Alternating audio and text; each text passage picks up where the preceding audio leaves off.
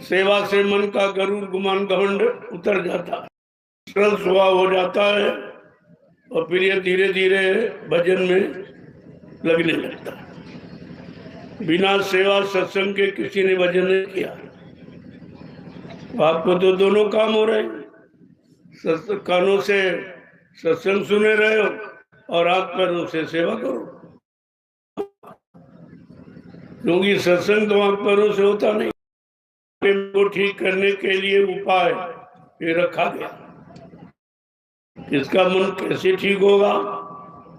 जब ये वचनों को सुनेगा और सेवा में लगेगा तो फिर ये बिल्कुल ठीक होगा। और आप रोज देखते हो, अनुभव करते हो कि भजन करते हो तभी आपको नींद आ जाती, सत्संग सुनते हो तब भी नींद आ जाती, लेकिन सेवा करने में नींद नहीं आएगी। सेवा करने में नींद नहीं आ सकती। एक उपाय है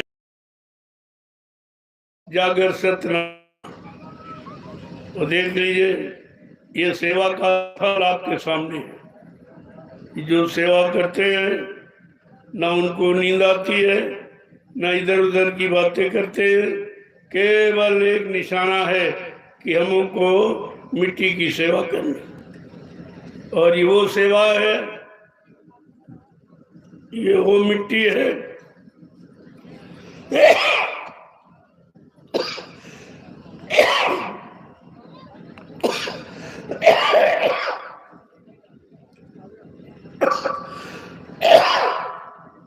जिस मिट्टी पर बैठकर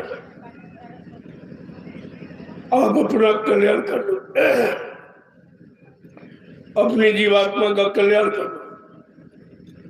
ये मिट्टी वो मिट्टी नहीं है। अरे एक दिन शरीर भी आपका मिट्टी हो जाएगा। शरीर को मिट्टी में मिल जाने के पहले ऐसा काम कर लो, ऐसी सेवा कि हमेशा के लिए इस काल माया के देश से आपको छुटकारा मिलेगा। ना आप यहाँ आएंगे न पैदा होंगे, ना आपको कोई दुख तकलीफ, न काल की किसी व्यवस्था में फंसाओ, कुछ नहीं। इसलिए समय की चीज को समय से और समय से ले लो। जब वहां सेवा में केवल खड़े रहोगे तब भी लाभ है, यहाँ बैठने से लाभ नहीं होता। कुछ नहीं, जो लोग डलिया भर रहे थोड़ा हाथ लगा दिया उनके सिर पे पहुंच गई, ये भी तो सेवा है। वहां प्रेमियों को पानी पिला दिया, ये भी सेवा है। एक तरह से नहीं, कई तरीकों की सेवा रखी गई और कोई ये नहीं कह सकता है कि हम बहुत कमजोर हैं, क्या सेवा करें। मेरे पास सबका समाधान है, सबके लिए सेवा अनुकूल रख दी गई कि कमजोर हो चाहे जोर साहब, सेवा सबके लिए और सबके सेवा का बराबर लाभ है। आपको तो ये सोचना चाहिए था। ये बैठकर सत्संग सुनने का समय नहीं है, ये समय है परमार्थी सेवा करने का। लाभ तो उधर मिलेगा, इधर नहीं कोई लाभ। इधर अगर लाभ होता तो वहां नहीं सुना था, यहाँ क्यों आपको ले आया कि उधर आप सेवा करो और सत्संग सुनते रहो। आपके दोनों काम हो जाए और दोनों का लाभ आपको मिल जाएगा। जिन लोगों को मिट्टी सेवा नहीं करनी है तो आप वहां चले जाओ, गायों के लिए भूसा उसको बर्बाद दो और रखवा दो, ये सेवा जाके करो। ऊपर जय गुरुदेव आध्यात्मिक वैचारिक प्रचार समिति का राष्ट्रीय कार्यालय, उसमें काम हो रहा है। राजमिस्त्रियों को सेवादारों की जरूरत है, तो 10-5 लोग वहां चले जाओ और 10-5 को भूसा भरवा दो। अरे तो सरल है, इसमें तो मिट्टी नहीं खोदनी न ढोनी है, जालों में भूसा भर देना और रख जाए तो गाय की सेवा आपकी हो जाए, गौ सेवा में आपका हिस्सा बन जाएगा। जो तुम्हारा बन रहा समिति का, उसमें गुजरात मिस्त्री काम कर रहे हैं, उनको सेवादारों की वहाँ कोई है नहीं, बहुत सरल सेवा। गौशाले में चले जाओ, भूसा करके जालों से उधर मतलब यानी रखवा दो। तो ये बहुत सरल से, इसमें कोई मिट्टी भी ढोना नहीं, खोदना भी नहीं। अगर कुछ भी नहीं कर सकते तो कुछ नहीं मिलेगा से, आपको कुछ नहीं मिलेगा। जैसे आए हो वैसे लौट जाओगे और तुम्हारा जीवन ऐसे ही चला जाते रहे, भीड़ लगाते रहे, कुछ मिला तुमको? खाली रह गए हो, कुछ नहीं प्राप्त है। और वही काम यहाँ करोगे तो फिर आपको कुछ नहीं मिलेगा। तो मैं पहले से बता, तो यहाँ मत बैठो, या तो सीधे चले जाओ आश्रम में। जो राष्ट्रीय कार्यालय बन रहा है उसमें राजमिस्त्री काम कर रहे हैं, उनको सेवादारों की जरूरत है। वहाँ ईंट पकड़ाना है कहीं, तो थोड़ा छोटा मोटा काम आप वहाँ चले जाइए, या फिर गौशाला में चले जाओ। गायों की सेवा, जो भूसा वहाँ अपनी खेतों का है उसको भरवा के रखवा दीजिए। ये भी आपके लिए सरल सेवा। और कुछ भी नहीं कर सकते हो तो फिर कुछ नहीं मिलेगा। शिकायत मत करना, बीमारी तुम्हारा दरवाजा नहीं छोड़ेगी। कुछ भी नहीं कर सकते, ना डॉक्टर वैद्य हकीम, न दवा कोई कम करेगी। बिना सेवा के ये शारीरिक परेशानी जाने वाली नहीं है। ऐसे सेवा थोड़ी रख दी गई, कुछ सोच समझ कर। ये पसीना निकल जाएगा, बीमारी कम हो जाएगी, खून शुद्ध हो जाएगा। ऐसे थोड़ी आपको डॉक्टर भी बताता भाई। दो लाभ, एक तो आपकी शारीरिक बीमारियां खत्म हो जाएं, और दूसरा तुम्हारी सेवा से एक उनको बैठने की जगह नहीं, तो कहाँ बैठेंगे, कहाँ भजन करेंगे। ये सब सोचिए विचारिए आप, ऐसे नहीं। यहाँ कुछ यहाँ निरर्थक कोई काम नहीं होता। जो भी काम है वो लाभ का है, लेकिन लाभ लेना सीखो। तुम ऐसे बैठे रहोगे तो भाई कुछ नहीं मिलेगा। बाद में शिकायत मत करना, मैं सुनने वाला नहीं हूँ। ये बीमारी, वो बीमारी, ये झगड़े, ये झंझट, अरे कोई ना कोई तो कारण बनाया जाता है और जिससे आपकी बीमारी परेशानियां खत्म हो जाए। लेकिन तुम्हें कुछ करना ही नहीं है तो फिर रो और बीमारियों के लिए तड़पो। आप सारा पैसा बर्बाद करो। यही तुम कर रहे हो, यही करना चाहते हो। लेकिन मैं समय से सब जानकारी आपको दे देता हूँ कि बीमारियां, परेशानियां, झगड़े, झंझट ये कैसे जाएंगी। उसका उपाय है परमार्थी श्रमदान सेवा। ये छोटा मोटा उपाय नहीं है। और जितने लोग आए हो सबको कोई ना कोई सेवा करनी चाहिए, फिर ये समय नहीं मिलेगा। सत्संग तो आपने बहुत मथुरा में सुना, तुम्हारे कुछ पल्ले नहीं पड़ा, और यहाँ भी सुनते भी तुम्हारे पल्ले पड़ने वाला नहीं। जब तक सेवा नहीं करोगे और मन की गंदगी नहीं खत्म होगी और मन का गरुड़ गुमान घमंड नहीं उतरेगा, तब तक ना भजन करोगे ना सत्संग वचन तुम्हारे पर असर करेगा। ये लाभ आपको ऐसे मिलने वाला नहीं है। मैं पहले इशारा करके बता देता। इसलिए जरूरत है मन की गंदगी उतारने की। जब तक मन की गंदगी नहीं उतरेगी, तुम्हारा किया गया कर्म, अच्छा बुरा, पाप और पुण्य जब तक खत्म नहीं होगा, कोई जीवात्मा काल माया के देश से निकल नहीं सकते, कोई नहीं जा सकता। तुम कहो कि माला फिराएंगे, आंख कान बंद करेंगे, इससे कुछ नहीं, क्योंकि माला भी तुम सही नहीं घुमा पाते, तुम्हारा मन साथ नहीं देता। जो सिस्टम बताया गया, जो तौर तरीका, वो तुम अपनाते नहीं हो। ये सब कैसे होगा? उसी के लिए व्यवस्था रखी गई, इसी तरह से मन तुम्हारा शांत हो जाए, विषय भोगों से अलग हो जाए और पाक साफ निर्मल पवित्र हो जाए, ताकि ये भजन कर सके, सत्संग वचनों को समझ सके, अपने जीवन में उतार कर उसका लाभ पा सके और दूसरों को भी लाभ दे सके। तो ये तो सब आपको समझना चाहिए। तो कुछ लोग चले जाओ उधर आश्रम में, वहाँ दूर है राष्ट्रीय कार्यालय, जय गुरुदेव आध्यात्मिक वैचारिक प्रचार समिति का राष्ट्रीय कार्यालय बना। वहाँ को थोड़ा कम रह गया, कुछ राजमिस्त्री वहाँ लगे हैं और कुछ प्रेमी चले जाओ, वहाँ सेवादारों की जरूरत। और कुछ चले जाओ गौशाला में, गायों की सेवा कर लो, उनके लिए भूसा तैयार हो गया, उसको उठा के रख लो। सब तरह की सेवा है। ये कोई यहाँ बहाना नहीं कर सकता कि भाई हम बड़े कमजोर, हमारी सेवा कैसे। ये तो बहुत सरल, इससे सरल इतने गलीज और गंदगी के कुकर्म और पाप करके आए हो, वो कैसे धुलेंगे? वो बैठे बैठे नहीं धुलेंगे। जब तक सेवाओं से इस शरीर को रगड़ोगे, साफ नहीं करोगे, तब तक ये पाप उनका रगड़ा झगड़ा ये मिटने वाला नहीं, ये और किसी से मिटता ही नहीं। तपस्या त्याग संयम वैराग से भी नहीं मिटता। ये मिटता है परमार्थी सेवा, जो कलयुग में, ये किसी युग में नहीं थी। क्योंकि जब कलयुग में संत पधारे तो संतों ने रास्ता जीवों के लिए रखा।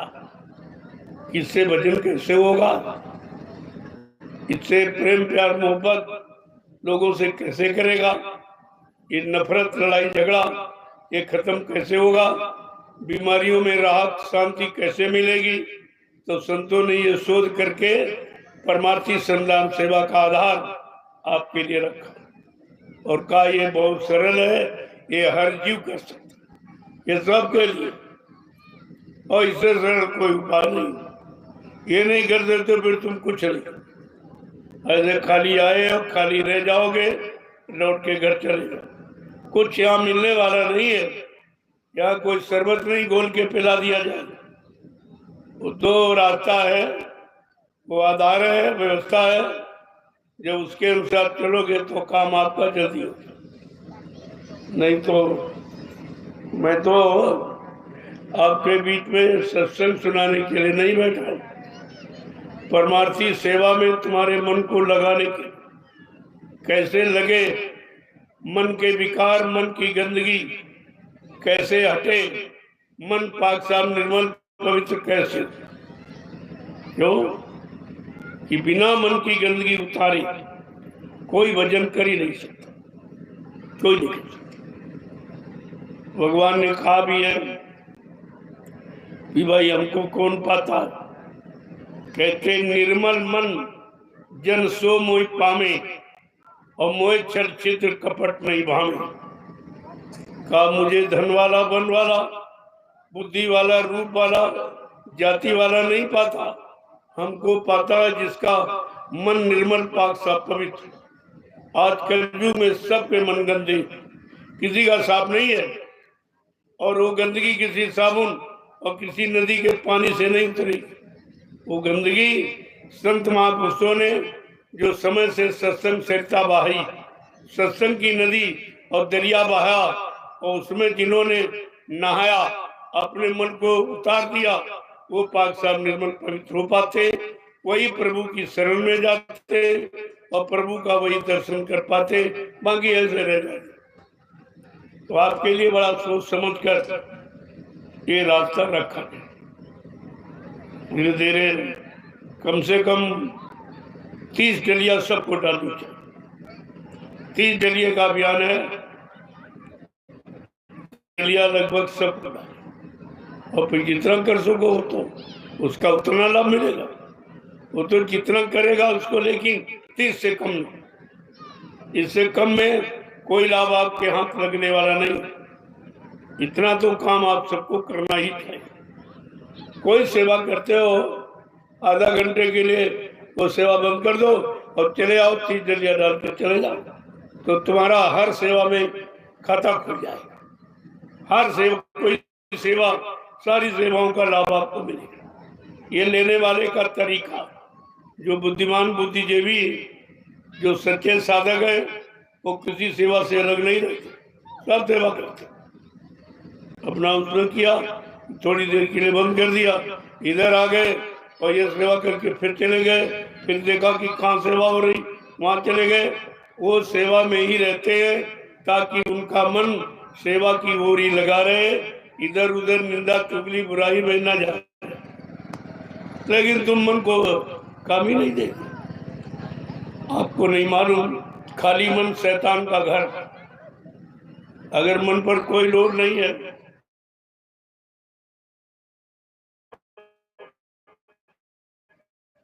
कोई लागू नहीं करते। तो ऐसे पत्थर की तरह बैठे रहोगे तो कुछ ये पत्थर की, इसमें को लाभ मिलता है, पत्थर को, कागज को और मुर्दे को कोई लाभ नहीं। इसका काम ही अलग है। ये चेतन जीवात्मा का विषय है। ये पूजा पूजा पाठ, ये जड़ पूजा, जड़ पत्थर, कागज से कोई लाभ नहीं। लाभ देने वाला उनमें कोई है ही नहीं। वो खुद ही जड़ है तो तुमको लाभ कैसे देगा? लाभ तो चेतन देता है, और चेतन के बारे में आपको जानकारी नहीं जब तक चेतन गुरु नहीं मिलेगा। चेतन माने जीवात्मा को जगाने वाला, जो जीवात्मा चेतन, परमात्मा चेतन, और जीवात्मा को परमात्मा से मिलाने वाला गुरु चेतन होगा, वो मिलाएगा। ये अत्तर पत्थर कागज कैलेंडर वाले नहीं, चेतन गुरु चाहिए। उसी चेतन गुरु को अध्यात्म गुरु कहते हैं, उसे सदगुरु कहते हैं, मतलब यानी परमार्थी गुरु उसी को कहते हैं।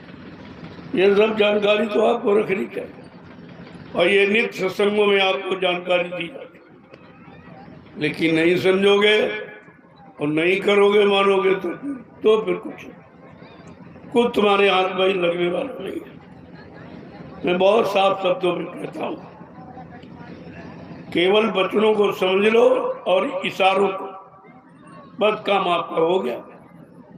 कोई ज्यादा मेहनत आपको नहीं करनी। समय से वचनों की जानकारी लेनी कि हमारे लिए सरल से सरल तरीका आध्यात्मिक कमाई का कौन है। क्योंकि मैं कमजोर हूँ, कमजोरी में सब काम नहीं हो पाएंगे, तो संतों ने हम सब गंदे कमजोर जीवों के लिए सरल रास्ता ये रखा है, परमार्थी संदान सेवा का, जिस सेवा से आपका कोई निजी स्वार्थ नहीं, फिर भी शारीरिक लाभ तो आपको मिल ही जाता है। और जो तुम्हारे शारीरिक परिश्रम से जो व्यवस्था बनेगी आगे आने वाले भविष्य में, जिसका लाखों लाख लोग लाभ उठाएंगे, ये आपका परमार्थी लाभ है। वो कितना बड़ा, तुमको तो सेवा का लाभ मिला कि शरीर आपका निरोग हो गया, गंदगी निकल गई पसीने के द्वारा, और जो व्यवस्था आपने बनाई उससे लाखों लोग भजन करेंगे इसी जमीन पर बैठकर। ये वो जमीन है जो विश्व में कहीं नहीं। ये 88,000 ऋषियों की तपोभूमि, 88,000 ऋषियों की संख्या, ये कितनी बड़ी संख्या है। कोई 2-4 किलोमीटर में थोड़ी रह पाएंगे, तो पूरा नैमिषारण्य सब ये तपोभूमि है। और यहीं पर आपको लाभ मिलने के लिए कहा गया। अब धीरे धीरे बहुत से लोग नकल करने लगे। जब से मैंने इस जमीन का चुनाव किया तब से बहुत लोग भग रहे थे कि चलो हम भी थोड़ी जमीन खरीद लें, हम भी वहां रह जाएंगे, लाभ मिल जाए। इतनी जमीन वहां शुद्ध कर दी गई है, ये जमीन शोधित शुद्ध की गई, ऐसे नहीं है, ये शुद्ध की। जहाँ जहाँ चरण पड़े भक्तों की वो जमीन पवित्र हो जाती है, गुरु भक्तों के। और अगर सदगुरु के चरण पड़ जाए तो उसका तो लाभ ही अलग है। ये जमीन सब धीरे धीरे सत्संग के द्वारा और इसको पावन पवित्र बना दिया जाए। उसी समय की तो इंतजारी है, इसीलिए बड़े बड़े कार्यक्रम किए जाते। और हिंदुस्तान के यानी कितने प्रांतों से लोग आते इस जमीन पर, इस जंगल में। ये भीड़ कोई बस्ती शहर कस्बों भी नहीं कर सकता जो बियाबान जंगल में होता।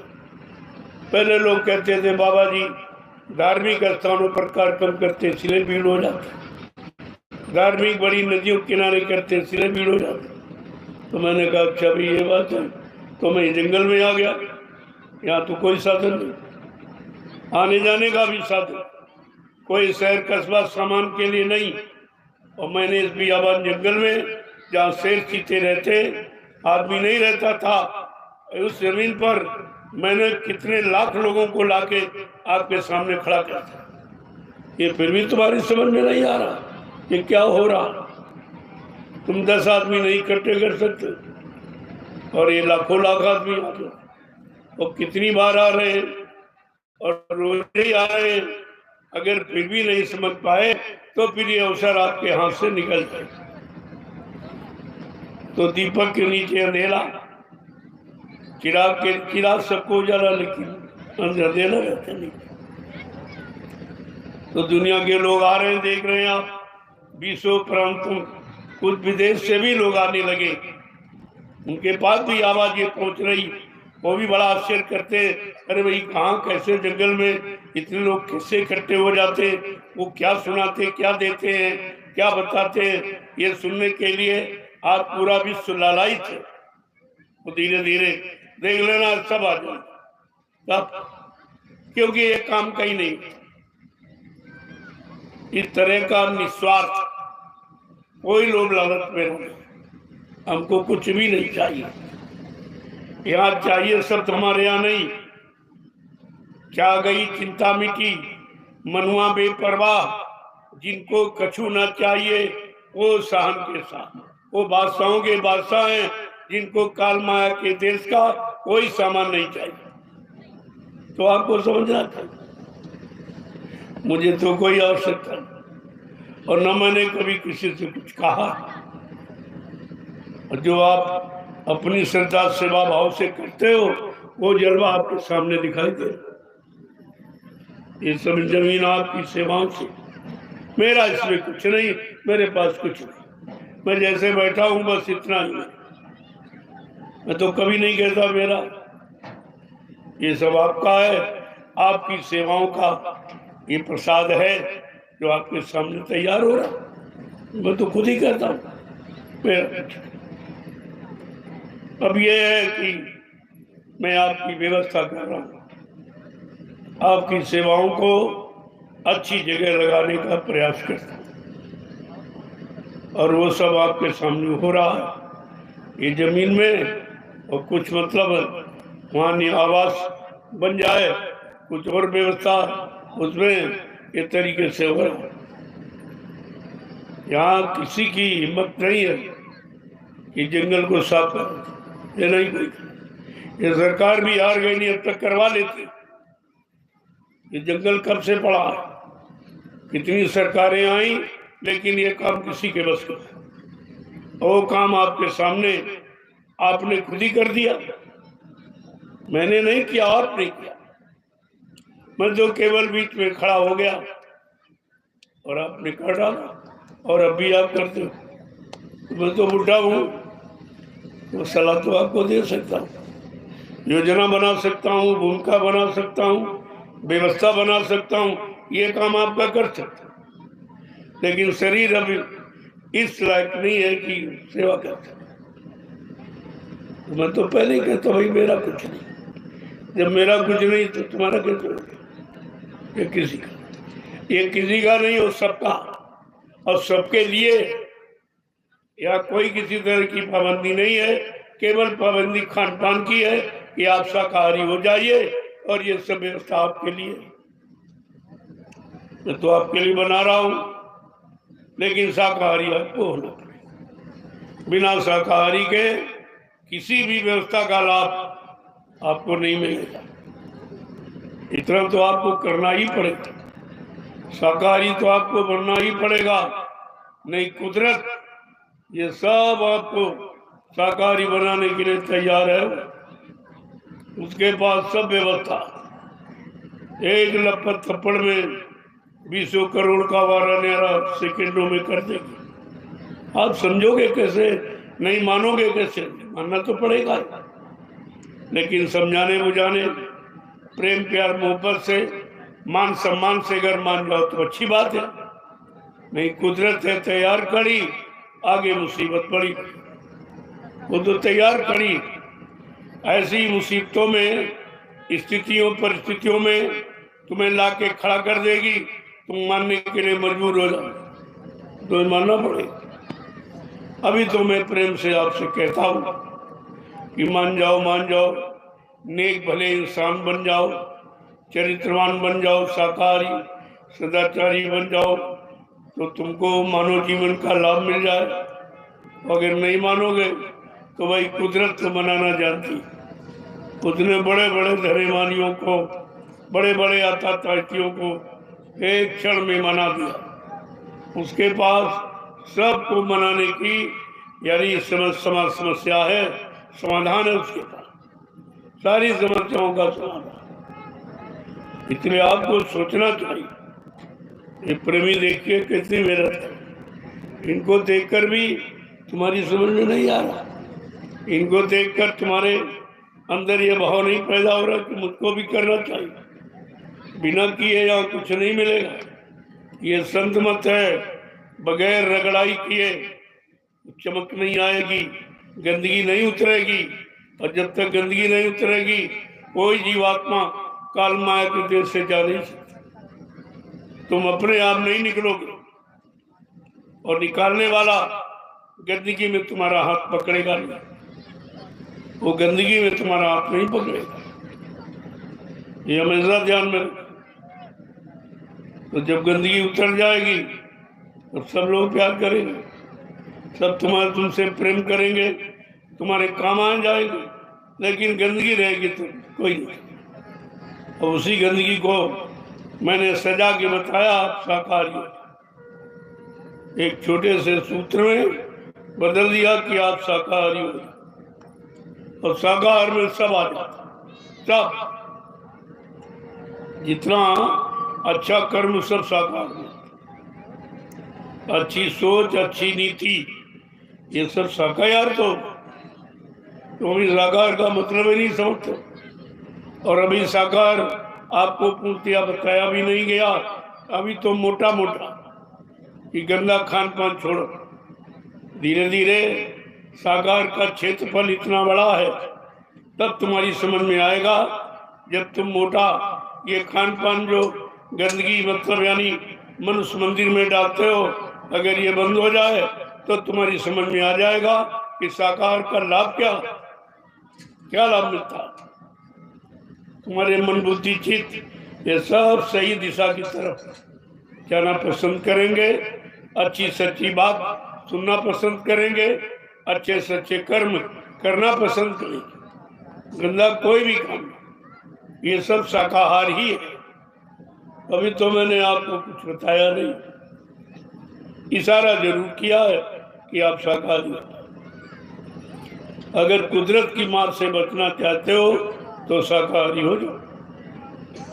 वो तो तैयार खड़ी, वो तो महात्माओं का इंतजार कर रही कि महात्मा कब अपना हाथ हटा ली तो मैं अपना काम शुरू कर दूं। उन्होंने समय लिया है, इतने समय तक मैं लोगों को शाकाहारी बना दूंगा। जब लोग मेरी बात ना माने, मेरे साकार संदेश को न सुने और ना अपनाए, फिर तुम्हारी इच्छा में आए वो करना। तो अभी ये थोड़ा सा दौर आपकी संभाल का चल रहा है, इसलिए आप बच रहे हो। लेकिन अगर ये भी आपने खत्म कर दिया, फिर तुम्हें दुनिया में कोई बचा नहीं सकता, कोई बचाने वाला नहीं। और जो तुम ये समझ रहे हो मेरे पास रहने के लिए मकान है और मतलब यानी आमदनी के लिए दुकान, खेती और दफ्तर है, और हमारे मतलब यानी खाने के लिए रोटी है, और सहयोग के लिए पत्नी, बाल बच्चे, भाई बहन, बिरादर हैं, तुम्हें ये नहीं मालूम ये कुदरत के एक झटके में खत्म हो गए। एक झटके में भी ये सामान सब खत्म, कुछ नहीं बचा। अभी कोरोना काल में देखा आपने, करोड़ों चले गए, कुछ मिला, कोई बचा पाया? करोड़ों एक झटके में चले। वो तो एक चुटकुला था कुदरत कि देखो मैं सब कुछ कर सकती हूँ और तुम्हारे पास बचने का कोई उपाय नहीं, ये उसने चेतावनी दी थी। लेकिन लोग कुछ नहीं समझे, बीमारी है बीमारी बीमारी, आज तक तो दवा नहीं बना पाए तो बीमारी कैसे जाएगी? ये कुदरत की नाराजगी, कोई बीमारी नहीं और ना उसकी कोई दवा तक बनी। वो दवा संत महापुरुषों के पास है, वो कुदरत को खुश करना जानते हैं, वो कुदरत को खुश कर लेंगे और आप पर आने वाली मुसीबत बीमारियों को टाल देंगे। वो कर सकते हैं, लेकिन उनकी बात मानोगे तो नहीं, मानोगे तो भी अपना हाथ खींच लेंगे। और जैसे उन्होंने हाथ खींचा, बस तुम चारों तरफ से गिर जाओ। अभी तो कहा कलजू घेरे चारी ओर, मनुआ जइयो को नहीं। कलजू ने पूरा घेराबंदी डाल दी चारों तरफ। आप भक्के कहाँ जाओगे? आपके पास भगने का कोई रास्ता ही नहीं। अब तुम कलजू की बात समझ ही नहीं पा रहे हो। कलजू किसे कहते हैं? अरे अन्याय, ये पाप, ये दुष्कर्म, ये झूठ, छल, कपट, बेईमानी, ये मारकाट, हिंसा, चोरी, डकैती, कत्ल, ये सब कलयुग ही तो है। यही तो कलयुग का काम, और सब इसी में फंस गए। कलयुग में सबको अपने काम में फंसा दिया। अब तुम ये निकल नहीं सकते। तो जिसने अपने काम में फंसा लिया, और जब एक आवाज लगा दी महापुरुष ने कि कलयुग जाएगा सतयुग आएगा, यानी कलयुग तुझे जाना पड़ेगा और सतयुग आ जाएगा। जब कलयुग चला जाएगा तब फिर तुम्हारा ये खान पान, तुम्हारे दूषित कर्म कहाँ रहेगा? तो तुमको मजबूर होकर बदलना पड़ेगा। वो तो व्यवस्था के तहत परिवर्तन होता है। तो ये सब तुम्हारे सामने होने जा रहा है। उसी की ये तैयारी है और उसी की ये जानकारी जो आपको कान तक पहुंचाई जाती है, और ये कोई नहीं बता। सब अपने लाभ, स्वार्थ, लोभ, लालच में पड़े। तुम्हारी चिंता किसी को? तुम्हारी चिंता केवल महात्माओं की। क्यों? महात्मा जीवात्मा के बारे में जानते हैं कि मानव शरीर में जब जीवात्मा आती है तो उसको ये सौभाग्य मिला कि मानव शरीर में जीवात्मा को अधिकार है कि वो किसी संत महात्मा की तलाश करके उससे अपने घर का रास्ता पूछ ले और अपने घर हमेशा के लिए चली जाए। फिर उसको यहाँ कभी ना आना पड़ेगा, न ये दुख तकलीफ में रहना पड़ेगा। वो रास्ता उनके, वो किसी ज्ञानी ध्यानी हो किसी के पास, ये ऋषि मुनियों के पास भी नहीं था, क्योंकि वो भी अपना काम नहीं कर पाए। तो तुम्हारा कहां से करा देते? ये दो का अधिकार कलयुग में, संतों ने कलयुग में आना पसंद किया। सबसे गंदे खराब समय, सतयुग, त्रेता, द्वापर अच्छे युग थे, अच्छे कर्म वाले, अच्छे ज्ञान वाले, अच्छी उम्र, अच्छे खान पान वाले, लेकिन संतों ने आना पसंद नहीं किया। क्यों? वो तो जो दुखी है उनको के दुख दूर करने के लिए, जिनका कोई सहारा नहीं, उनका सहारा बनकर और सहारा देकर उसको उठाते। वो गंदगी से परहेज नहीं करते। जो तुम्हारी गंदगी को खत्म करेगा, कर्मों की गंदगी, वही सच्चा गुरु कहलाता है। गुरु नवे जो शिष्य को सच्चा साधु जान। जो गुरु अपने भक्तों को नमन करता है, प्रणाम करता है, वो सच्चा। वो तुम्हारे शरीर को, तुम्हारी जाति को, तुम्हारे रंग रूप, रुपए पैसे, धन दौलत को प्रणाम नहीं करता। वो अपनी जीवात्मा को प्रणाम करता कि मेरी जीवात्मा इन मनुष्य शरीरों में बैठी है, उनको प्रणाम करता हूँ कि तू जल्दी अपने घर को चल, निकल इस घर से। इसी घर से तू निकल कर घर जा सकती, और किसी शरीर में जब कर्मानुसार चली जाएगी तो फिर कभी निकल के जा नहीं पाएगी। इसीलिए इतना प्रयास, इतनी मेहनत करते हैं, इतना परिश्रम करते हैं सब तरफ से कि किसी तरह से तुम्हारी समझ में आ जाए, तुम अपने मानव जीवन को सार्थक बना लो, अपनी जीवात्मा को जगा के परमात्मा के पास पहुंचा दो, बस फिर तुम्हारा काम खत्म। फिर आपको यहाँ कभी नहीं आना। ये दुख के सागर वाले काल माया के देश में कभी नहीं आना। तो वो कितना बड़ा काम है और आप समझ नहीं,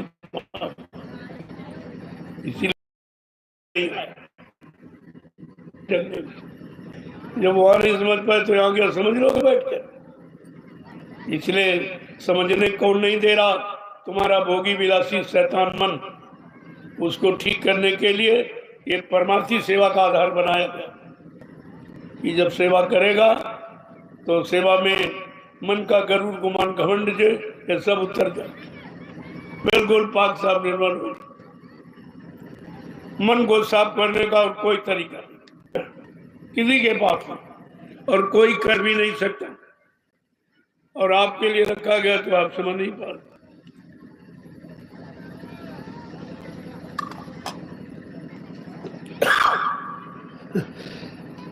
इसलिए कहा आप सेवा करें, वहीं से सत्संग, नहीं सत्संग सुने कम से कम कई मन भाग जाता तो सत्संग से भी गए और सेवा से भी क्या मिला। ऐसे आप समय खराब करते रहे। ये भीड़ इसलिए नहीं लगाई गई क्योंकि हमको तो आपसे कुछ चाहिए नहीं। अगर आपको ये अपना काम करना है तो कर लिए, हम आपका सहयोग करते, रास्ता आपको बता रहे।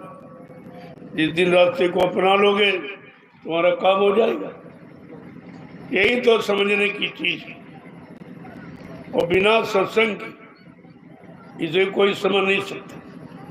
कितना बड़ा ज्ञानी ध्यानी हो, लेकिन संतों के ये गूढ़ राज गूढ़ वचनों को वो बिल्कुल नहीं समझ सकता। उसके बस की बात नहीं है।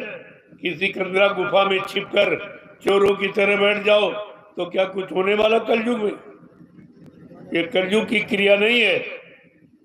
कलयुग में तो चेतन जीवात्मा को जगाना और परमात्मा से मिलाना। वो कौन करेगा? चेतन गुरु। जिस गुरु ने अपनी जीवात्मा को जगा लिया और परमात्मा से मिला लिया, वो ये काम करेगा।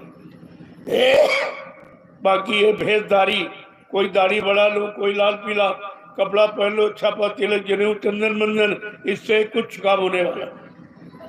ये इस शरीर की सजावट है, और सजावट और बनावट से गिरावट हो सकती है, लेकिन आप कोई काम नहीं कर सकते। इसलिए संत मत में ये बिल्कुल मना, एकदम सादगी में रहो।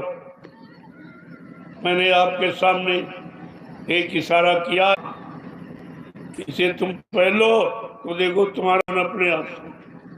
जो पूजा पाठ से शांत नहीं हुआ, जब तक योग करके लोगों ने शांत नहीं कर पाया मन को, ये भारतीय पूजा जो ऋषि मुनि महात्माओं के द्वारा बताई गई, उससे आपका मन शांत, और जो तुमको देखेंगे उनके भी मन शांत, उनमें भी विकार नहीं पैदा तुम्हें देखकर। नहीं तो ये जो कपड़े आप पहनते हो, इन कपड़ों से ही मन विचलित हो रहा, इनसे मन गंदगी की तरफ जा रहा, भोगों की तरफ बढ़ रहा। ये भी तुम्हारे लिए हानिकारक हैं, क्योंकि भारत देश की ये वेशभूषा नहीं, और नहीं मानोगे तो मन पर कभी कंट्रोल कर ही नहीं सकते। मैं लिख के दे रहा हूँ, कोई नहीं कर सकता। तुम की गुफा कंदरा जंगल में कहीं चले जाओ, तुम्हारा मन वहां भी शांत नहीं होगा। ये हिंदुस्तान है, हिंदी भाषा, संस्कृति देववाणी, ये दो भाषाएं आप हिंदी और संस्कृत, और इतने सरल होंगे, दोहा और चौपाई में लिखे जाएंगे। और अगर काश्तकार हल जोतता होगा, उसको भी संविधान याद होगा, वो हल जोतता जाएगा और संविधान को गाता। इतना सरलतम रूप आगे बढ़ने जा रहा। हिंदुस्तान की भाषा हिंदी और संस्कृत होगी, और भारतीय वेशभूषा आपकी कुर्ता धोती कमीज पैजामा टोपी और पगड़ी और लंगोटी, ये आपकी असली पोशाक है। इसको पहनने के बाद संयम अपने आप तुम्हारे में उतर के आ जाएगा, और वैसे नहीं। श्री आपने ऋषियों का इतिहास पढ़ा, देखिए, मतलब सिंगी ऋषि और पारा ऋषि का उदाहरण है। सिंगी ऋषि ने 60,000 वर्ष तपस्या की, जंगल में कंदराओं में छिपके बैठ के, किसी को देखेंगे नहीं, किसी से मिलेंगे नहीं, किसी की सुनेंगे नहीं, किसी को सुनाएंगे नहीं। लेकिन इससे भी मन शांत नहीं हुआ और एक वेश्या ने लूट लिया। क्षणिक अपने नजर नयन बाण मारकर उनको घायल कर दिया। 7,000 की तपस्या मिनटों में चली गई। क्यों? किस कारण से? कोई बचाने वाला समर्थ गुरु नहीं था। अगर गुरु होता तो बचा लेता। इन्होंने से बिना गुरु के हट से ये तपस्या किया और बिना गुरु का चेला वन में फिर अकेला। गुरु की बगैर कोई संभाल करने वाला यहाँ नहीं है, कोई है नहीं धरती पर। और कलयुग में तो सतगुरु का जिक्र है कि जब सतगुरु आएगा वो जीवों की संभाल करेगा, रक्षा हिफाजत करेगा, वो जीवात्माओं को जगाएगा, परमात्मा से मिलाएगा और पाप कर्मों की माफी करा देगा। उसको कहते हैं सच्चा सतगुरु। आप तो किसी चीज को जानते नहीं। पुराने इतिहासों में जिक्र है नहीं, न त्रेता में संतों का वर्णन, न द्वापर में, न मतलब यानी सतयुग में नहीं। कलयुग के 5,500 वर्ष निकल गए। ये तो अभी 750 वर्ष जब से कबीर साहब आए, उन्हीं से संत मत चला। सच्चा रास्ता जीवात्माओं को जगाने का, घर पहुंचाने का, ये कबीर साहब से प्रारंभ हुआ और अब समर्थ स्वामी महाप्रभु ने पूरा खोल दिया। क्योंकि ये गुप्त संत थे, जितने आए हैं कबीर से लेकर गुप्त संत, जो उनके पास गया, कुछ श्रद्धा सेवा भाव देखी तो उनके कान में नामदान दे दिया। लेकिन घूम घूम कर प्रगट रूप में ये काम अनामी महाप्रभु का जो आज आपके सामने हो रहा और दिया जाए, वो कितने को दिया गया? बाबा जी सारे हिंदुस्तान में कोई प्रांत, जिला, तहसील, ब्लॉक, गांव, गली छोड़ा नहीं। वो लोग सारे हिंदुस्तान में घूम घूम कर परमात्मा से मिलने की युक्ति, जिसको नामदान, नाम आधार, नाम डोर, शब्द डोर कहते हैं, और उनको पकड़ा दी। इसको पकड़ लो और अपने घर की तरफ जीवात्मा को चढ़ा के ले जाओ, फिर सबको दे दिया और उसके बदले कुछ नहीं, कोई दान दक्षिणा सेवा। इसीलिए उन्होंने उस रास्ते का आधार रखा नामदान।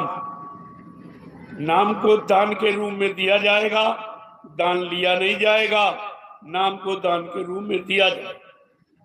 ये संतों की महिमा है। नहीं यहाँ तो कोई नाम बताता, फट से दक्षिणा ले लेते। दान दक्षिणा, धोती रोटी लगोटी सब, जमीन जायदाद राजपाट भी ले लिया। लेकिन अनामी महाप्रभु का ये काम कलयुग में अनोखा है कि नाम का दान देते हैं, लेते नहीं है, और सारी जीवात्माओं को जगाने का वादा करते कि जिनको मैंने नाम डोर शब्द डोर पकड़ाई, उनकी जीवात्माओं को जब तक जगाकर उनके घर नहीं पहुंचा लूंगा, मैं चैन से बैठने वाला नहीं। जब तक मेरा एक भी जीव यहाँ रहेगा, मैं बराबर मौजूद रहूंगा। जब मेरे जगाए सारे जीव चले जाएंगे, मैं पीछे से जाऊंगा। ये सब संदेश आपको दिया गया और सब बताया गया, लेकिन तुम्हारी समझ में कुछ नहीं। तुम भूल गए तो भूल भुलैया में पड़ गए, बच्चों को भूल गए तो शंका संदेह में गिर गए आप, तो आपने अपना नुकसान किया। इसलिए अब बच्चों को सोच समझ के कहा जाएगा। अब ऐसे नहीं, वो समय देखा गया कि खुद सुनाया, खुद समझाया गया, लेकिन तुम्हारी समझ में कुछ नहीं। अब जो कहा जाएगा वो सोच समझ, बहुत चुने शब्दों में, केवल इशारे तौर पर। अब समय ना आपका खराब करूंगा ना अपना, सीधा रास्ता है, उसे आप करिए। जब तक करोगे नहीं और याद नहीं रखोगे, और तब तक दूसरा पाठ पढ़ाया नहीं जाएगा। पढ़ाना तो आपको एक ही है और एक ही आपको पढ़ना है कि मानो शरीर किराए का मकान है और इसको रहते अपना काम बना लो। और क्या सोचो, कुछ चर्चा करनी ही नहीं, और कोई चर्चा से काम नहीं बनेगा। और चर्चा में कितना खर्चा कर डालो लेकिन कुछ काम होने वाला। ये कलयुग है, कलयुग की व्यवस्था अलग है। गोस्वामी जी महाराज को कलयुग के जीवों के लिए इशारा करके रामचरितमानस के उत्तरकांड में लिखना पड़ा कि कलयुग जोग यज्ञ नहीं दाना और एक आधार नाम गुरु। कलयुग में जब तक यज्ञ हवन पूजा पाठ ये कुछ नहीं है, क्योंकि कलयुग का जीव बहुत गंदा, तन गंदा, मन गंदा, धन गंदा, इंद्रियां गंदी, देखना सुनना, उठना बैठना, बोलना चालना, सोचना समझना, करना कराना सब गंदा। और गंदगी में कोई पूजा स्वीकार नहीं। आप इसको क्यों नहीं पढ़ते? तुम्हारे घर में लिखा पढ़ी है कि उन्होंने मना किया कि कलयुग में कुछ, कलयुग केवल नाम है। जो कलयुग में केवल माने अकेला नाम आएगा वो जीवों का आधार होगा। उस आधार पर जीव खड़े होंगे तो अपने घर जीवात्मा को पहुंचा देंगे। उनके लिए लिखा, वो भी आपको समझ में नहीं आया और किसी ने आपको बताया भी। उन्होंने खुद ही नहीं समझा, तुम्हें क्या बताता। साफ साफ कहते यही कलिकाल न साधन दूजा। ऐ कलयुग के जीवो बड़ी सोच समझदारी के साथ सुनो, यही कलिकाल न साधन दूजा और मन कर्म वचन गुरु पद पूजा। इस कलयुग में कोई साधना कोई योग जब तक नहीं है, क्योंकि तुम्हारे शरीर में इतनी ताकत नहीं है, इंद्रियों में संयम नहीं है, त्याग वैराग नहीं है, तुम्हारा खान पान अच्छा नहीं, तुम्हारे मन में अच्छी सोच नहीं है, मन लोभ लालच से अलग नहीं है, मन में अभी किंचित वैराग त्याग संयम नहीं है, लिहाजा एक काम तुम्हारे बस का नहीं। उन्होंने मना किया, तुम मानते नहीं जबरदस्ती, तो इसका तो आपको खमियाजा भोगना पड़ेगा। संत के वचनों को नहीं मानोगे तो सजा पाओ। उन्होंने रामचरितमानस लिखकर ये सबको उत्तरकांड माने सबको उत्तर दे दिया, सब पे प्रश्नों का उत्तर बता दिया कि तुम्हारे जीवन का सच्चा अर्थ ये है, तुम्हारी सच्चा कर्म ये है, तुम्हारी सच्ची क्रिया ये है, तुम्हारी सच्ची साधना ये सब बताओ। और फिर भी नहीं मानोगे तो सजा पा जाओगे। मैं तो बराबर इशारा करता हूँ कि तुम्हें कहीं कंदरा गुफा में छिप कर बैठने की जरूरत है। चोरों की तरह छिप के नहीं बैठना, खुले मैदान में सब जीवों का कल्याण करो, अपना कर लो और सबके कल्याण के लिए काम करो। तुम्हारा कर्तव्य है, वही मनुष्य है जो मनुष्य के लिए मरे। मरना तो सबको है, कितने करोड़ जीवों का कल्याण करके मरो, वो मृत्यु भी अच्छी मानी जाती। वो मृत्यु भी को लोग प्रणाम करते, ऐसी मृत्यु को प्रणाम करते हैं जो मृत्यु यानी तमाम जीवों को मृत्यु में जाने के पहले उनको सचेत कर देती है, उनको जगा देती है और प्रभु के मार्ग पर खड़ा कर देती है और उनकी जीवात्मा को प्रभु के पास पहुंचा देती है। तब वो मृत्यु के हवाले होती है। वो मृत्यु भी शानदार है, ऐसी मृत्यु को लोग प्रणाम करते और तुम बात ही नहीं समझते। एक तो सही सच्ची अच्छी बात जानते नहीं हो और कोई तुम्हारे हित भले की बात कहे तो तुम मानते नहीं हो। तो तुम्हारा भला कैसे? तुम अपने भले के लिए नहीं करते तो दूसरे का भला तुम कैसे कर? जब भला करना तुमने सीखा नहीं और भला कर ही नहीं पाए तो दूसरों का भला कैसे? इसलिए कलयुग की व्यवस्था अलग। ये सतयुग में जब लाखों लाख वर्ष की उम्र, लाख साल इसी शरीर, जो शरीर लिए बैठे हो इसी शरीर की उम्र 1 लाख वर्ष की सतयुग। मन की ताकत हाथी के बराबर, इंद्रियों में पूर्ण संयम त्याग वैराग था, लोगों का अच्छा खान पान था, अच्छे कर्म थे। उस समय भगवान का नाम क्या था? हरि नाम। सतयुग में भगवान का नाम हरि। किसने जपा, हरि नाम का लाभ किसको मिला। गोस्वामी महाराज ने यह भी लिखा कि नाम जपत हरि कीन प्रसादु और भक्ति सिरो मणि भय प्रहलादु कि ध्रुव संगला नी जप्यो हरि नाम और पाए अचल अनुपम ठाऊं। सज्जू में जब हरि नाम जो योगियों ने जगाया था उस नाम को प्रहलाद ध्रुव ने जपा। अब ये नाम की महिमा है, जिस मंडल मुकाम से नाम आता है उस नाम को लेने से वो जीवात्मा को उसी मंडल मुकाम तक पहुंचा देता। ये नाम की निजी महिमा है, लेकिन तुम्हारी जीवात्मा बीच के मंडलों की नहीं है जो वहां संतुष्टि पा जाएगी। तुम्हारी जीवात्मा सतलोक सचखंड अनामी धाम की नहीं। जब तक वहां से कोई यहाँ नहीं आएगा मृत्यलोक में और जीवात्माओं को नहीं जगाएगा और वहां नहीं पहुंचाएगा, तब तक कोई जीवात्मा जाए नहीं। और इसीलिए जब त्रेता आया तो हरि नाम जो था सज्जू का वो बदल गया, राम नाम आ गया। और द्वापर आया तो राम नाम ही नहीं रहा, कृष्ण नाम आ गया। लेकिन हर नाम की महिमा रखी गई, किसी नाम का तिरस्कार आलोचना नहीं की। क्यों? नाम से उस युग का इतिहास कि पता चलेगा, उस नाम की महिमा का पता चलेगा, उस नाम को किन भक्तों में लिया और वो कहाँ तक पहुंचे उसकी जानकारी मिल जाएगी, तो आगे के युग की समस्या का समाधान हो जाएगा। तो त्रेता में जब त्रेता आया तो मानव शरीर की उम्र कम हो गई। ये कैसे हो गई? विषय भोगों में फंसकर आपने शरीर की उम्र को कम कर दी। कहाँ 1 लाख की थी और तन शरीर की को कमजोर कर डाला कि 100 की बजाय 50 में खत्म हो चले जाए। कहीं किडनी खराब, कहीं लीवर खराब, कहीं ये खराब, कहीं वो खराब, ये अशुद्ध खान पान के द्वारा।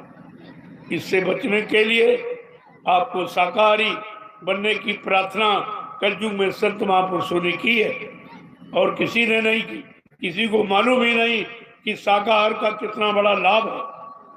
ये तो शारीरिक लाभ, लेकिन आत्मिक लाभ भी, दोनों लाभ, शारीरिक आत्मिक दोनों लाभ। तो धीरे धीरे भगवान का नाम बदल गया। किसी ने आज तक आपको बताया कलयुग में भगवान का नाम क्या? किसी ने नहीं बताया और तुम जानते भी नहीं। इसीलिए पुराने नामों को रट रहे। कोई सतयुग के हरि नाम को, कोई त्रेता के सीताराम को, कोई द्वापर के राधा कृष्ण को जप रहा और कलयुग का नाम इसको मालूम ही नहीं कि कलयुग में किसी ने बताया नहीं। कलयुग बताने के लिए संत महापुरुष वो बताएंगे, उन्होंने रास्ता खोला है, साफ साफ बताया, लेकिन आपने उनकी बातें कहा, उन्होंने उनकी बात कहाँ मानी। उन्होंने साफ साफ कहा कि कलयुग में भगवान का नाम क्या होगा? गुरु बिन भवनी तरह न कोई, और जो निरंतर शंकर सम्मान कीर्तिमान क्यों न बन जाए, लेकिन ये भगवान बगैर सदगुरु के कोई पार नहीं करता। इसलिए कलयुग में सदगुरु, सच्चा गुरु, साफ साफ तो लिखा आपके घर, और मानते भी नहीं हो और पूछते भी नहीं। आदमी रास्ता भटक जाता है तो 50 व्यक्तियों से पूछता, जिसे मंजिल पर जाना वो सैकड़ों आदमियों से रास्ता पूछता। लेकिन तुम्हें न जाना है, न पहुंचना है, न तुम उसके बारे में कुछ जानते हो, इसलिए तुम संत महापुरुषों की न तलाश करते हो न उनसे पूछते हो, तो फिर काम कैसे बनेगी? तो कहा कलयुग में जब 100 वर्ष की उम्र रह गई तो भगवान का नाम का और गुरु के आगे जय पीछे देव लगा दिया, तो शंका में आ गया कि भाई जय गुरुदेव नाम कहाँ से? अरे गुरु तो बीच में बैठा, ये जय तो आदर्श सूचक सम्मानित, जय राम जय कृष्ण जय हनुमान सबके आगे लगाते। और पीछे देव है, देव माने देने वाला, जो सब कुछ दे बदले में कुछ न ले, उसको कहते हैं देवता। ऐसे कौन से देवता जो आपसे कुछ नहीं लेते और रात दिन आपको देते हैं? कि आज तक किसी से पूछा आपने भाई वो देवता कौन? पहला तो धरती देवता जिस पर बैठे हो, ये आपसे किराया मांगती, और अच्छे बुरे और पाप कर्म सब इस पर करते, लेकिन जरा सा भी तुम्हारा विरोध नहीं करते, कुछ नहीं। देखिए कैसा धरती देवता, और बगैर धरती के तुम पैदा कहाँ होते, रहते कहाँ? ये सारा काम तुम्हारे जीवन का आधार धरती है, ये धरती देवता है। ये आपको बदले से कुछ नहीं, सब कुछ अनाज देती, पैदा करके पानी जल देती, तुम्हारा जीवन धरती पर आधारित, और ये सब कुछ देती, लेकिन बदले में आपसे कुछ नहीं। हाँ, जो लोग कब्जा कर लेते वो तो पैसा लेते, वो किराया मांगते, लेकिन धरती माँ किसी से कोई किराया नहीं। दूसरा है सूर्य देवता। अब सूर्य को देखिए आप, यानी दिन भर आपको प्रकाश दे रहा और एक पैसा आपसे नहीं मांगता। उसको देखिए आप, अगर प्रकाश का कोई प्रयोग सरकारी व्यवस्था से करो तो तुरंत पैसा लगेगा, बगैर पैसे के आप प्रकाश नहीं पा सकते। तीसरा है चंद्र देवता। चंद्रमा पूरी रात आपको प्रकाश देता, ठंडक देता और तुमको जीवन शक्ति प्रदान करता, जिसको ऑक्सीजन कहते, भरपूर ऑक्सीजन चंद्रमा देता, और बदले में आपसे एक पैसा भी नहीं। देखिए ये देवता। और चौथा वायु देवता। कैसी शीतल मंद हवा चलती, कोई बरसाती आप। अगर सरकार की बनाई कूलर है, पंखा है, एसी का प्रयोग तो पैसा लग जाए, बिना पैसे की हवा नहीं मिलेगी। पानी 20 रुपये उन्होंने कहा, जब कलयुग में दूध और पानी ये बिकने लगे तो समझ लो कंगाली आ, तो तीनों बिक रहे, दूध भी बिक रहा और पूत यानी दहेज बिक्री है कि बाप अपने बेटे की बिक्री कर रहा, दूध पूत और पानी तीनों की बिक्री हो रही, तो कंगाली आ गई। देख लीजिए, एक भी बात इधर उधर होने वाली नहीं। मृषा ना होए देव ऋष वाणी, तो वाणी कभी झूठ हो ही नहीं सकती। ये तो संतों का विषय। जब देवताओं की वाणी नहीं झूठ हुई तो संत वचन पलटत नहीं, पलट जात ब्रह्मांड। चाहे ब्रह्म अपनी ब्रह्मांड की रचना में तब्दीली बदलाव क्यों न कर दे, लेकिन संत जो कहेंगे वो करके दिखाएंगे। संतों की जबान दस्तावेज होती, अकाट सत्य, वो सब समय से आपके सामने करके दिखाया जाएगा। जो पहले कहा गया और आज कहा जा रहा, ये आगे भविष्य में सब करके दिखाया जाए, तब आप मान लेना। हमें कोई जल्दी नहीं मनवाने की, लेकिन बताने की जल्दी जरूर है, ताकि आप ये न कह सको किसी ने बताया नहीं था, किसी ने कहा नहीं कि अच्छा क्या खराब क्या पाप क्या पुण्य क्या, किसी ने नहीं बताया। तो जानकारी आपको दी जा रही, मानना न माने तो आपका काम। मेरा काम मनवाने का नहीं है, बताने का। मनवाएगी कुदरत, वो सब तरह से सबको। उसने हिरण्यकश्यप को बना लिया और रावण को और कंस को, जरासंध सबको बना लिया। तुम तो किसी गिनती में नहीं हो और एक धक्का भी नहीं सह सकते, तुमको बनाने में कितनी देर लगेगी। लेकिन बात समय के पहले जानकारी देना आवश्यक है, ताकि कोई ये न कर सके कि आप जानते तो आपने बताया क्यों नहीं। तो मैं बहुत पहले से आपको जानकारी दे रहा हूं और उसके बदले में आपसे कुछ ले नहीं रहा हूं, बिल्कुल नहीं। और छठा है संत सदगुरु देवता। ये ऐसा देवता है, वो तो 5 देवता आपकी शारीरिक व्यवस्था करते, लेकिन ये छठा जो संत सदगुरु देवता है, ये देश दुनिया का सुधार और आत्मा का उद्धार, ये दोनों काम करता और बदले में कुछ नहीं लेता। ऐसे समर्थ संत सद्गुरु देवता को पाने के बाद श्रेष्ठ कुछ बाकी ही नहीं है। अब ना समझ पाओ, ना पहचान पाओ, ना अपना काम बना पाओ, तो तुम्हारी कमी। उन्होंने तो अपने को कभी कुछ ना, भगवान तो तुम्हारा सेवक, मैं सेवा करने के लिए आदेश मिला है। आपके शरीर की सेवा, विषय भोगों से बच जाए, बीमारी परेशानियों लड़ाई झगड़ों से बच जाए, ये सेवा। और दूसरी जीवात्मा नरकों से छुटकारा पा जाए, अपने घर पहुंच जाए, ये दो सेवाएं करती और उसके बदले आपसे कुछ नहीं लेती। तो ये सब समझना चाहिए, यही तो सच्चा सत्संग। और आपको क्या सुना, जब ये सच्चाई तुम्हारी समझ में नहीं आती, तब तमाम तरह के उदाहरण, तमाम तरह के दृष्टांत सुनाया जाता। किसी तरह से ये छोटा शब्द समझ में आ जाए, कल्याण यानी कैसे होगा ये समझ में आ जाए, तो ये सब कहने की क्या जरूरत, लेकिन नहीं समझ में आती।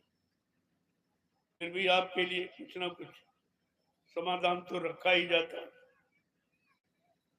किसी के अंदर एक कभी नहीं था, कितना बड़ा ज्ञानी ध्यानी हो, लेकिन ये कभी नहीं बता सकता था कि जंगल में ये हो, ये किसी को।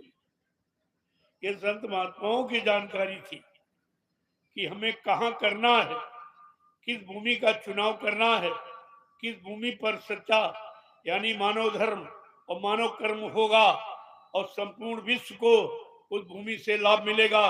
ये किसी के दिल दिमाग में ना है और न कोई समझ पा रहा, और काम हो रहा आपके सामने। काम ये हो रहा जो इंसान कर नहीं सकते, इंसानों के बस का नहीं है, ये भक्तों का काम है, वो भी गुरु भक्तों का।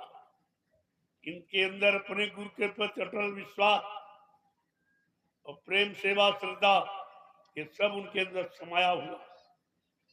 आज एक किस तरह देखिए, लोग हैरत में ये कैसे काम करते, लोग दिन में परिश्रम नहीं करते, ये रात में करें। ये लोगों को समझने के लिए मजबूर कर रहा। तुम्हारा ये मानव कर्म और सच्चा मानव धर्म जो देश समाज के प्रति है, इसको देखकर लोग परेशान हैं कि ये कैसे लोग हैं। जहां लोग परिश्रम करना ही नहीं चाहते, सारा परिश्रम मशीनें कर रही हैं, मनुष्य कुछ नहीं कर रहा। इसी कारण मनुष्य कमजोर और बीमारियों से और भोगों से ग्रसित है। और देख लिया आपके सामने, ये डरिया बावड़ा लोग जानते भूल गए, देखिए आपके सामने हो रहा। और निस्वार्थ, इनको कोई चिंता नहीं है और न ही के अंदर कोई इच्छा कि हमको कुछ बदले में मिले। केवल एक भाव है, हमें आदेश पालन करो, जो आदेश मिला उसका पालन। हमको भी कोई आदेश दे रहा, मैं भी उसका पालन कर रहा हूँ, और आप सबसे उसी आदेश पालन के लिए प्रार्थना कर रहा हूँ कि अपना काम बना लीजिए आप। इसमें सबका कल्याण, सब आदेश का ही पालन करते, सबको आदेश मिल रहा है, सबको प्रेरणा हो रही है। वही जीव कार्य करते हैं, वही सेवा करते हैं, वही भजन करते हैं, वही अपनी जीवात्मा का कल्याण करके हमेशा हमेशा के लिए काल माया के देर से छुटकारा पा जाता। बाकी तो सब यही रह जाता, यही। क्योंकि जो आपने पहले की साधना अपनाई है, पूजा पाठ तीर्थ व्रत दान हवन जप यज्ञ गंगा स्नान, ये कलयुग में यानी मतलब इसको बहिष्कृत कर दिया, इसका निषेध है। ये करने का आदेश संत महापुरुषों का नहीं है, क्योंकि ये काम करने के तुम काबिल नहीं। तुम्हारा मन गंदा, तुम्हारा तन गंदा, तुम्हारा खान पान गंदा, तुम्हारी इंद्रियां गंदी, तुम्हारा देखना सुनना, उठना बैठना बोलना चालना, सोचना समझना करना कराना सब गंदा।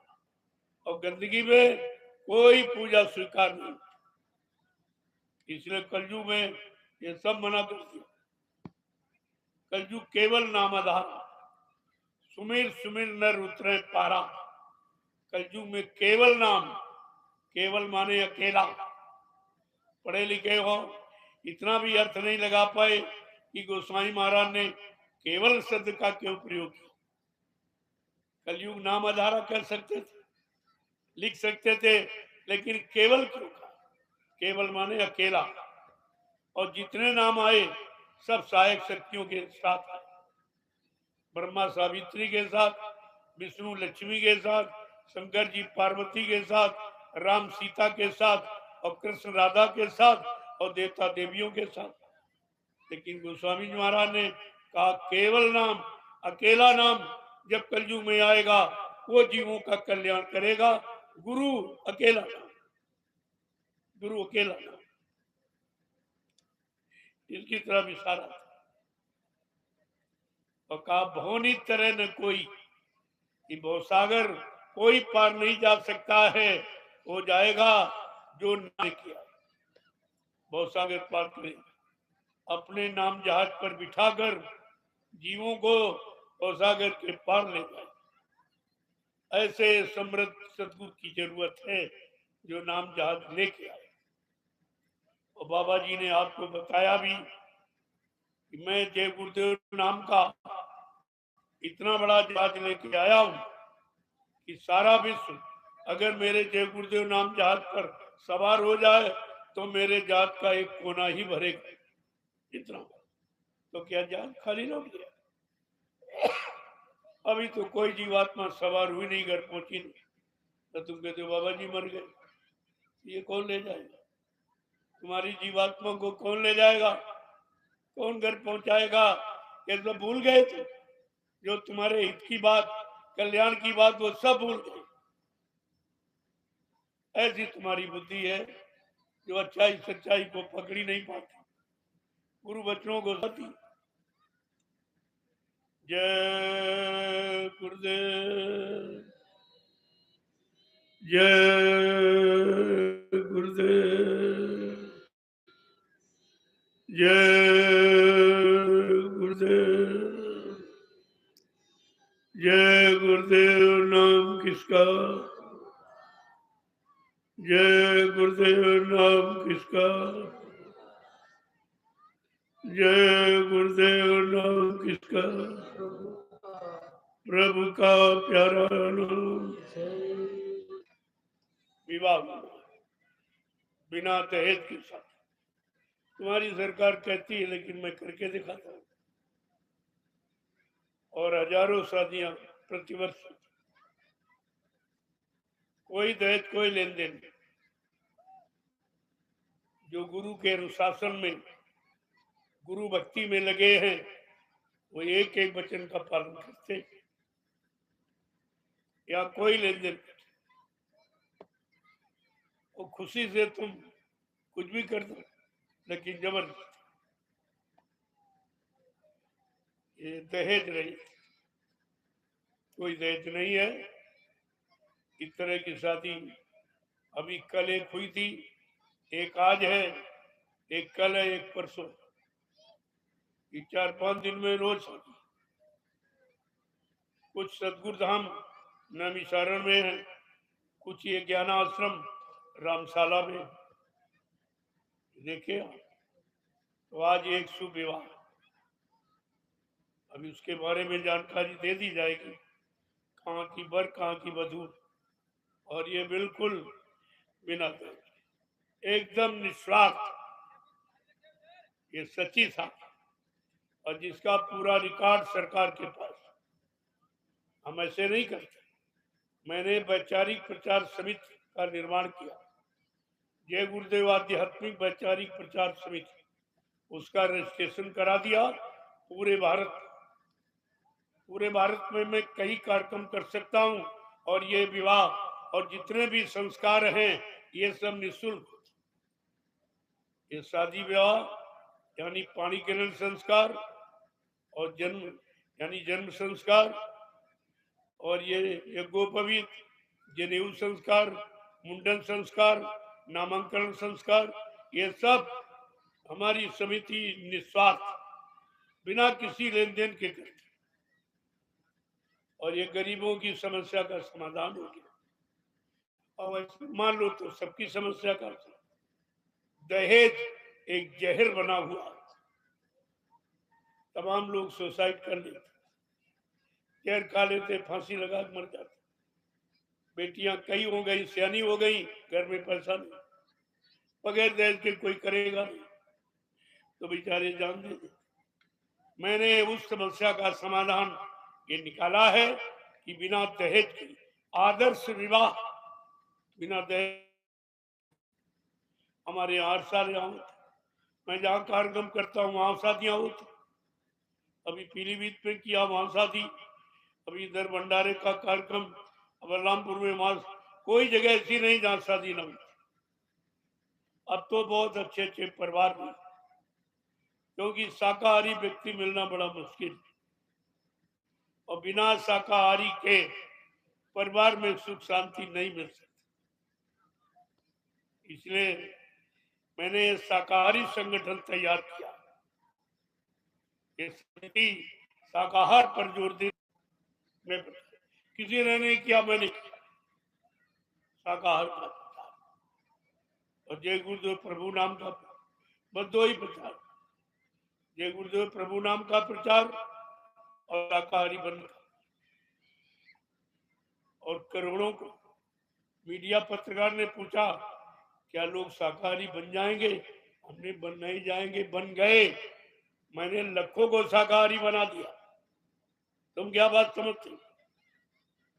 फिर वो बोला कि सरकार का क्या होगा, हमने सरकार नाम आगे भविष्य में खत्म हो जाए, कोई सरकार नाम नहीं, आगे व्यवस्था कुछ और होगी, वो नवीन व्यवस्था जो लोगों के, वही तो परिवर्तन होगा। हमने कहा सरकार नाम समाप्त हो जाएगा, आगे कोई सरकार नहीं रहेगी, क्योंकि सरकार ने तो कोई काम किया नहीं। सरकारें तुम बनाते रहे और काम कुछ नहीं बनाया, कोई काम नहीं बना, ले जाओ उसकी जरूरत अब भारत देश में नहीं। पहले भी सरकार नहीं थी, ये बीच में आपने अपनाया तो परेशान हो गए, और पीछे फिर नहीं रहेगी। ये शब्द पहले भी यहाँ नहीं था, न नेता शब्द था, और ना ये मतलब इस तरह की राजा को पुत्रवत समझता था, और नहीं तो देश का कल्याण था, सुख शांति थी। लेकिन अब वो न राजा रहा न प्रजा रही, तो काम खत्म हो गया। जब ये नाम खत्म तो काम खत्म हो गया। अब तो कोई काम राजा का प्रजा के प्रति नहीं, क्योंकि कोई राजा नहीं। अब तो फिर नरेश का राज, जिसको गोस्वामी जी महाराज ने रामचरितमानस के उत्तरकांड में पहले लिख के इशारा किया कि आगे कलयुग में एक ऐसा समय आ रहा, इस समय का इशारा, बहुमत तियमत बालमत बिन नरेश का राज, सुख संपदा को कहे जान बचे बड़भाग।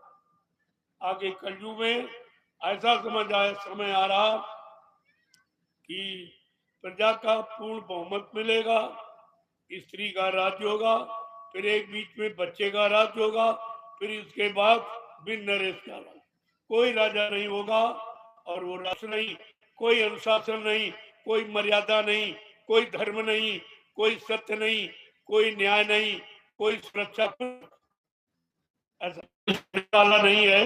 दुख तकलीफ, कोई न्याय सुरक्षा, रोजी रोटी, महंगाई, गरीबी को छटाने वाला, टैक्सों की भर रोकने वाला जब कोई है ही नहीं, तो राजा कहाँ, बिन राजा का राज्य है। इसलिए सुख संपदा को कहे जान बचे बड़भाग। ऐसे में सुख समृद्धि की बात छोड़ दो, तुम लोग अपनी जान बचा लो, तुम्हारे लिए यही जान बचाना मुश्किल हो जाएगा। वो समय आपके सामने खड़ा, मैंने प्रार्थना की है, मैं प्राप्त नहीं कर सकता हूँ। और हमेशा अपने राजा को महात्माओं ने अपने समय पर जब कोई आपत्ति आती देखी तो फौरन इशारा किया कि ये समय आपके लिए अच्छा नहीं है, मान जाइए, थोड़ा पीछे हट जाओ, थोड़ा काम रोक दो, समय निकल जाएगा आंधी की तरह। लोगों ने माना, लेकिन आज तो अभी नहीं। मैंने कहा भाई देखो, ये देश की स्थिति अच्छी नहीं, इसलिए हमारी प्रार्थना मान के आप चुनाव को टाल दीजिए, रोक दो। चुनाव कराने की स्थिति आपकी नहीं है। इतनी महंगाई, इतनी गरीबी, इतने टैक्स लग गए, इतना कर्जा भारत देश पर हो गया है, पहले उसको निपटाओ, बाद में किसी काम की सोचो। क्योंकि एक चुनाव का खर्चा 70 अरब रुपए, इतना और लग जाएगा तो भारत की जनता त्राईमान करेगी। मैंने प्रार्थना की, मानना न माना तो आपका काम, लेकिन आप ये नहीं कर सकते हो कि कोई देश में कहने वाला नहीं था, कोई सलाह देने वाला, कोई मतलब यानी ये बताने वाला नहीं था कि आगे का समय खराब है और आपकी स्थिति अच्छी नहीं है, लिहाजा भारत के लिए ये वर्तमान का चुनाव अच्छा नहीं, न राजा के लिए न प्रजा के। मर्जी हमारी मर्जी, आपकी जैसा तो वैसा कर सकता हूँ। देश के लिए कोई न कोई तो रास्ता आपके लिए रखूंगा और आपको बता रहा हूँ। मान जाओगे तो ठीक है, नहीं मानो तुम जानो, तुम्हारा काम जानो। महात्मा अपने फर्ज से हमेशा आदर रहते, हमेशा। यही महाभारत रोज देखते हो, लेकिन ये नहीं समझते उस समय भी जब अधर्म बढ़ने लगा, अधर्मियों की संख्या बढ़ने लगी, उनका बहुमत होने लगा, अच्छे अच्छे लोगों की बुद्धि खराब हो गई, वो भी सब धर्म यानी अधर्म की तरफ चले गए, कभी कोई कहने वाला था? कौन था? महात्मा विदुर। ये महात्माओं का काम हमेशा रहा और आज भी है, अपने राजा को ये सलाह दी जाए, मानना न माना ये राजा का काम, ये मेरा काम नहीं।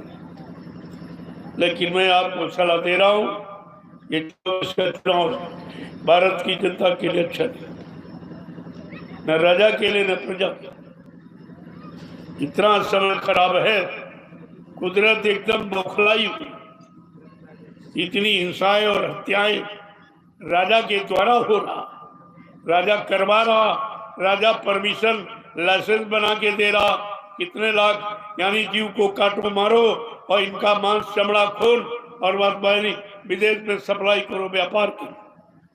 वो व्यापार का पैसा ये कर्मचारी अधिकारियों की तनख्वाह, जिसके घर में ऐसा अशुद्ध ये हत्या का पैसा आ जाएगा तो तुम्हारा परिवार भी नहीं चलेगा। तुम्हारे परिवार में बीमारी, परेशानी, दुख तलवी कि जैसा खाओ अन्न वैसा बने तन मन, और जैसा करो आहार वैसे बने विचार। तो आपका विचार करा, महात्मा सब तरफ से आपकी और देश की मदद करना चाहते, क्योंकि वो भी इसी देश के नागरिक, इसी देश का अन्न खाते हैं, तो उनको भी कि भारत देश के लिए कुछ न कुछ मुसीबत, आपत्ति, दुख से बचने का उपाय बताए। और तो किसी ने कहा नहीं, मेरे सिवा कोई नहीं कहा, केवल मैं कह रहा हूँ ठीक है, मांगी तो जब उसी में जुड़े, हाँ में हाँ मिलाने वाले। लेकिन मैं ऐसी गलत सलाह और ऐसे गंदे काम और आपत्ति, मुसीबत, दुख तकलीफ आने वाले, मैं उनमें कभी किसी को न सलाह देता हूँ न सहयोगी बनता हूँ, मैं ये काम नहीं। लेकिन समय पर जानकारी आपको जरूर दे रहा हूँ कि यह काम आपके लिए अच्छा नहीं। जय गुरुदेव। अब देखो, पाणी ग्रहण संस्कार विवाह संबंध होना है, तो उसका भी समय धीरे धीरे तैयारी करके वर और वधू आ जाए, ताकि ये समय से एक काम समझ। आप लोग आ रहे हो धीरे धीरे, तब तो प्रेमी सेवा कर रहे होता, वो अपने ध्यान में मस्त, उनका भजन ध्यान सुमिरन सब वही, फावड़ा और डलिया ये उनका है, तो उसी अपने ध्यान में मस्त। उनके लाभ को कोई छीन नहीं सकता और ये लाभ कोई पा भी नहीं सकता बिना किए। तो देखिए किस तरह से इतनी गर्मी में ये तपस्या नहीं तो क्या है, कि यही तपस्या लोगों ने तपस्या की अपने स्वार्थ के लिए और ये तो तपस्या कर रहे हैं, ये अपने लाभ स्वार्थ के लिए नहीं कर रहे। पहले समझिए इशारे को, ये कितनी बड़ी तपस्या है जिसको जो अपने लिए, ये भारत के लिए, ये भारत देश के लिए, ये धर्म के लिए, मानवता, इंसानियत, प्रेम, प्यार, मोहब्बत, सेवा, दया, सदाचार, परमात्मा की यादगार के लिए, माँ बहन बेटियों की परख पहचान, कितनी बड़ी तपस्या देखी आप। और ये सब और इतने उत्साह से, अगर मजदूरी लेने वाला भी इस तरह से काम नहीं करता, वो भी ऐसी मेहनत नहीं करता। इनको क्या मिल रहा है, क्या दिया जा रहा है, और ये इनको भी नहीं बताया, नहीं इनको भी अहंकार आ जाता। लेकिन काम 1 मिनट की मजदूरी भी रोकी नहीं जाती। ये संत मत 2 मिनट करोगे उसकी, 10 मिनट, 1 घंटा, जितनी करोगे उतनी मजदूरी आपने ली। अब ये प्रेमी थोड़ा थोड़ा समय लेके आए हैं श्री रामनवमी के पावन पर्व पर, तो संदेश भी मिल जाए और सेवा भी। ये लाभस है रामनवमी का मतलब। ये नवमी यानी 9 द्वार, ये शरीर में 9 द्वार। नवमी आपके अंदर 2 आंख के दरवाजे, 2 कान, 2 नाक के, 1 मुंह, नीचे गुदा और इंद्री, ये 9 द्वार का इन्हीं में वो रहे। तभी तो लिखे का बहुत तक विविधता राम में होगी, जब तक चले न त्रिकुटी पार। जब तक त्रिकुटी के उस पार नहीं गए, बहुत मुसीबत जंगलों में झेली आपत्ति, और वहां ऋषि मुनियों की कुटियों आश्रमों में जाके उनसे आशीर्वाद प्राप्त किया।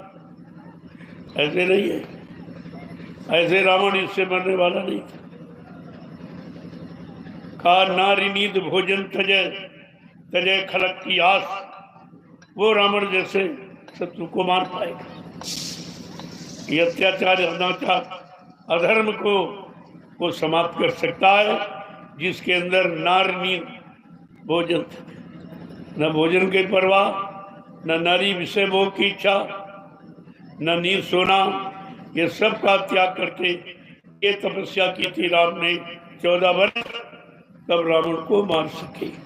ऐसे नहीं होता कुछ।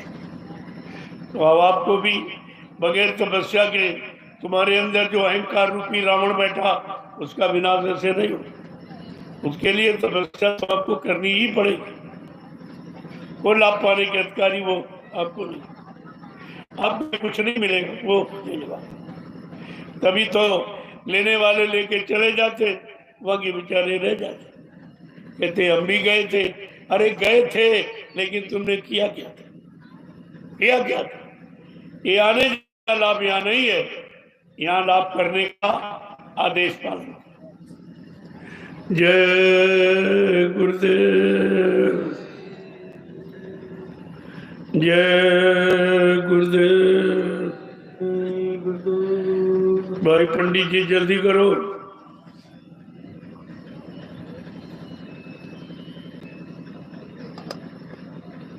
बरबधू को तैयार करके ले आओ। आज ये सबके समक्ष आदर्श विवाह, बिना दहेज की शादी, जो हिंदुस्तान में कोई करके नहीं दिखा रहा, ये रामशाला की पावन भूमि पर हो रहा। ये छोटा मोटा काम नहीं है, बहुत बड़ा। इसके लिए सब बेचारे बहुत व्याकुल हैं कि कैसे कर रहे हैं, कैसे हो रहा। हम देख लीजिए, शामिल हो जाइए, देख लीजिए आप किस तरह से विवाह निर्विघ्न संपन्न होता है। कोई विघ्न बाधा नहीं इस तरह की, और बाकायदे सरकारी रिकॉर्ड एक फार्म भरवाए समिति, जय गुरुदेव आध्यात्मिक वैचारिक प्रचार समिति के अंतर्गत ये सब कार्य होते। बिना दहेज की शादियां, नामांकन, मुंडन संस्कार, ये गोपवीय संस्कार, ये सब निःशुल्क होते हैं। हमारी वैचारिक प्रचार समिति ये निःशुल्क कार्य करती है पूरे हिंदुस्तान में। तो इसको राष्ट्रीय परमिशन मिला हुआ भारत सरकार से, और ये सब बाकायदे लिखा पढ़ी गई। ये ऐसे टेम्परेरी नहीं लिखा पढ़ी गई, सारा हिंदुस्तान आप देखेगा। जब ये शादी विवाह यहाँ होगा तो यूट्यूब से ये प्रेमी सब देखो यंत्र लगे हैं, ये पूरे हिंदुस्तान को सूचना दे रहे, सबको दिखा रहे कि देखो बिना दहेज की शादी, आदर्श विवाह किसे कहते हैं और कहाँ संपन्न हो रहे हैं, ये सब उनको दिखाया। तो आपका विवाह तो पूरा हिंदुस्तान आप देखेगा। इससे बड़ा और कौन सा काम होता? तुम कितने बाराती ले आते, यहाँ कितने बाराती गिन नहीं सकते। ऐसे बाराती जो तुम्हारा खाएंगे नहीं और नाश्ता भी नहीं करें, और तुम्हारे बाराती माने गवाही, ये गवाही होते बाराती, इतने गवाही, और सारा हिंदुस्तान गवाही बन रहा, सबको दिखाया जा रहा। देखो आदर्श विवाह किसे कहते हैं। बिना दहेज की शादियां हिंदुस्तान में कहाँ हो रही? इतने हजारों मिशन चलते हैं, लेकिन हजारों पार्टियां, लेकिन ये काम करके नहीं दिखा रही जो जय गुरुदेव आध्यात्मिक समिति करके दिखा रही। बिल्कुल अनोखा काम आई भाई, रामशाला की भूमि पर हो रहा और सारा हिंदुस्तान देखे।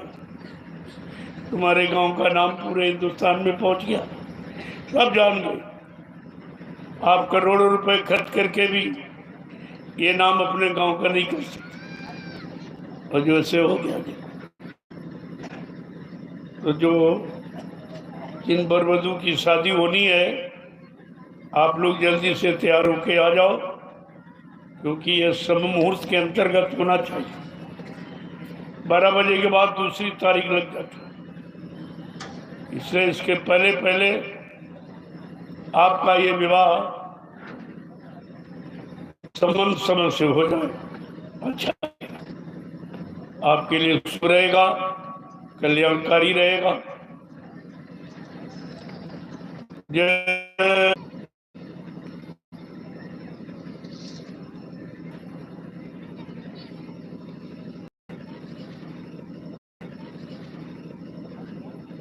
पांडे जी, जल्दी से आइए, इस विवाह को संपन्न कराइए।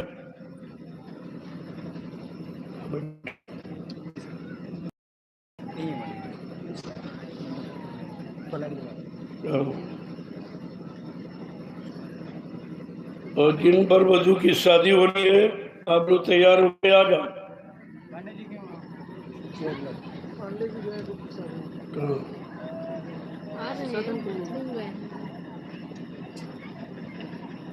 तब तक मेरी तैयारी करें, सब सामान यार, तक खाली डरवा देते सबको दिखाई देते, तक तो सब खड़े हो जाए, दिखाई नहीं देगा। शादी होगा